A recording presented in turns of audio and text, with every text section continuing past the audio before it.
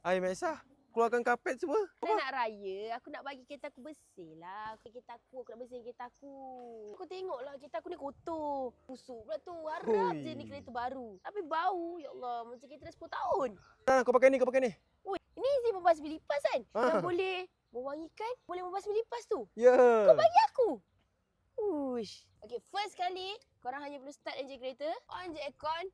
Full blower. Button easy ni korang goncangkan button easy dan biarkan selama 10 hingga 15 minit dekat dalam kereta. Lepas 10 hingga 15 minit kita akan tengok hasil dekat dalam kereta ni. Ada lipas ke tak ada lipas? Wangi ke tak wangi? Hai Mek Sah, dah 15 minit dah. Dah 15 minit? Dah aku tengok. Sekarang dah 15 minit kita akan tengok hasil dekat dalam kereta ni. Ada lipas ke tak ada lipas? Wey! Banyak weh.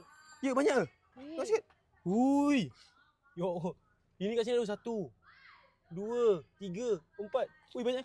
5. Ada juga. 6. Oh. Hoi. Ini bukan setakat boleh mewangikan je tau. Ini boleh membasmi lipas juga. Korang Oh. bayangkanlah, korang nak ke pergi raya, bawa lipas pergi Pahang, pergi Pening, pergi Terengganu. Ya Allah, gelinya. tengok belakang pula. Allah, kita tengok belakang pula. Tengok ada tak?